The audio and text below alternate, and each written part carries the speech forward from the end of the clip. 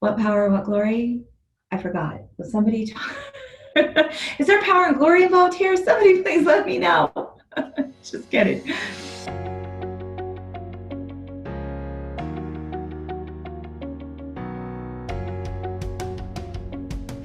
Good morning, everybody, and welcome to my office this morning.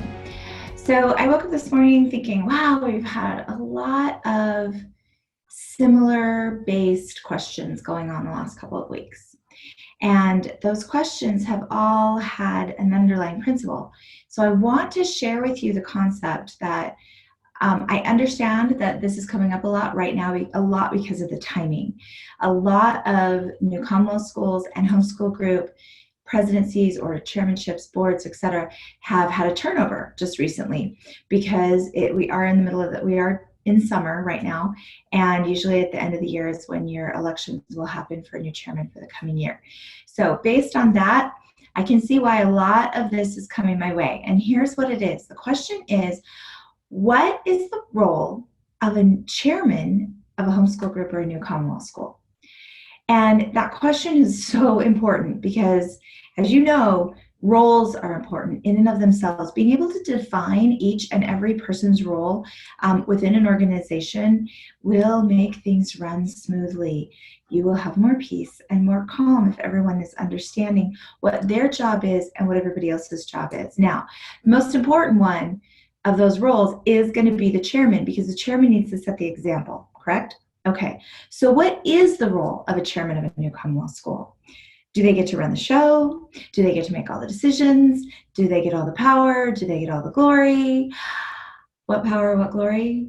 I forgot. Was somebody Is there power and glory involved here? Somebody please let me know. Just kidding. Okay, no. The answer is no to all of that, all of those questions. The answer is a big, fat, resounding no. They don't get the power, they don't get the glory, they don't get to make all the decisions, and they don't get to run the show. So then what is their job? What is their job? Their job is to lead. Their job is to support. Their job is to serve. Okay? That is your job as the chairman of a new Commonwealth school. So I want to share something with you this morning that I learned from John C. Maxwell, a fabulous leadership author. I've been reading him and studying his books for a long time, maybe 2 decades now, I'm not sure. But it's been a really long time. And I love his stuff. I just eat it up. So I highly, highly recommend that you grab anything that he's written and just really dive into it. But I want to talk to you about one particular concept this morning, and that is leadership effectiveness. Okay, so that leadership effectiveness, we're going to describe it in a construct the way he shows it on a graph. And right behind the curtain here, pay no attention to that man behind the curtain. No, I'm just kidding. Little Wizard of Oz for you. No, right behind the curtain, we've got the database board, and we're going to go ahead and talk through this concept that John C. Maxwell teaches us. Okay, so let me just pull this open. Okay, here we go. So I'm going to share with you the 2 pieces that he breaks leadership effectiveness into are leadership ability and success dedication. So I want to be really clear with you that you can be as dedicated a chairman as there ever was and still only be able to get to a certain level of effectiveness and get stuck there, okay?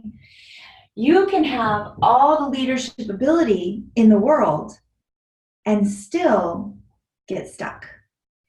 But it's the combination of the 2 and how they interact with each other and the interplay that can create this amazing exponential effectiveness. Okay, so that's what we're going to talk about this morning. Okay, so if you have all the success dedication in the world, so you get up in the morning and the first thought on your mind is, what do I need to do for my new Commonwealth school this morning? Okay, I hope it's not always the first thing on your mind because you have other things that are a higher priority to keep in mind, but just let's say that dedication is at a level 8 out of 10, okay? Right here. So here's your level 8. So you've got all this success dedication. So I'm going to use it on a scale of me, just using my height. And this is about where that success dedication is going to take you. So you're working hard and you're striving for the best for your group, or translate this to your family even. It's the same concept. It's a principle that works across the board. We're talking about groups here. And things are going to be going really well, but I will tell you that if things aren't working the way you actually want them to, and you're thinking, I need to up my level, up my game, the fact of the matter is being more dedicated is going to be, not only is it going to be really, it's like really easy to go from 1 to 2, but from 2 to 3 is a little bit more difficult. And so to go from 8 to 9 is going to be a real sweat struggle, okay?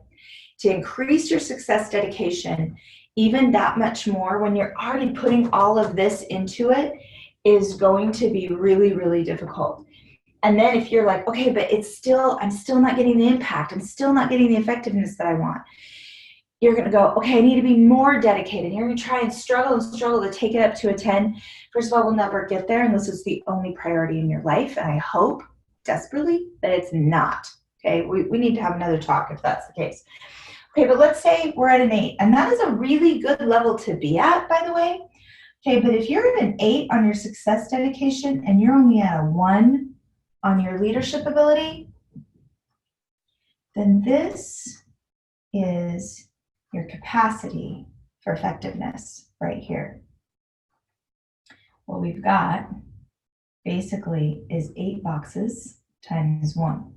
Oops, I have my cheat sheet here. Okay, so 8 times 1 is 8. So you are at a level of 8 effectiveness. Got it? Okay.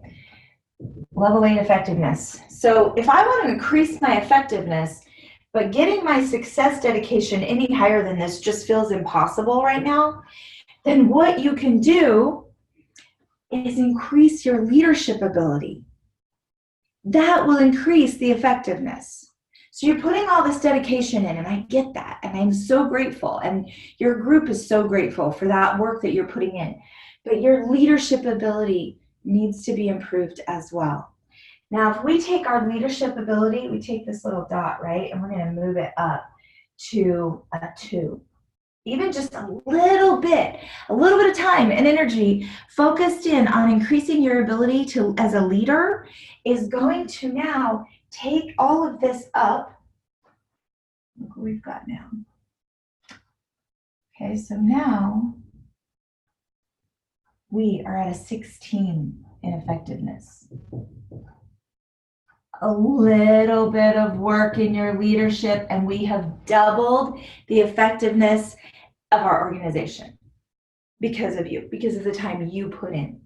That little bit of time, okay? So you can imagine if you're working on your leadership abilities and you get up here, let's see, where is up here? 1, 2, 3, 4, 5. Let's do a 5. Okay, now look at all of this. Look at what you have done. You have increased the power of your success dedication. That dedication was intense, and it was great, and it was getting you somewhere. But now that same amount of dedication, because of the increase in your leadership ability, has now taken you up to a 40 in effectiveness. Okay, so you get the point, right? Powerful stuff, powerful stuff. And this is what I need you to understand, that as you learn your role, and your role, yes, is to have dedication to your school. It is very, very important that you're dedicated to your school. But your role is also to learn to be a better leader so you can increase the power of that dedication, okay? It's pretty exciting. Now, I'm going to share with you one of the examples that he used in the book. And that example is of the McDonald's brothers and their story, which a lot of us are very familiar with, that they went through a couple of things. They went to Hollywood. They were trying to get into the movie business, and they had some success, but then really not enough. So then they opened up this restaurant, and people loved the restaurant. and they worked on the effectiveness of the restaurant. They were very, very dedicated to it, extremely dedicated to this restaurant. And when it was doing really well, they decided, oh, we really need to move the location of the restaurant to make it do even better. So they moved the location to, I think, Glenwood, or maybe that's where they were at before, I'm not sure. And it did increase the success of the restaurant. It did. But then they tried to sell some franchises, and it really didn't work. They sold 15 was all they were able to sell, and only 10 of those even were actually opened as restaurants, and it really didn't work. And the biggest reason why they were not effective and didn't have the impact they wanted was because they did not know how to lead. So in comes Ray Kroc, and it's a little controversial, I guess, about how he treated them and how they viewed what he did versus how he viewed what he did. But the fact of the matter was that as of 2002, and that's at the time of him writing this book, John Maxwell, they had over 21,000 restaurants named McDonald's, thanks to Ray Kroc. And not only was he absolutely dedicated to the impact and the effectiveness and success of the restaurant, but he was willing to learn how to lead this restaurant and improve it constantly and get it to a point where it could be as successful as it is today. So he was willing to grow and learn himself and change things within the restaurant and within himself to be able to get to that impact and effectiveness that he wanted. So he wasn't just dedicated to the restaurant, but he also increased his abilities here. And that's where his power came, was as he continued to learn and grow and let the restaurant grow, that is where the power came. So anyway, back to your guys' schools. So if you want to have really effective impact on your school, this is what you need to do. Yes, you need to be dedicated to your school, but increasing your leadership ability, that is what is really going to make the difference in your school as a whole. Okay. More later. Enjoy your day. Love you guys. Bye.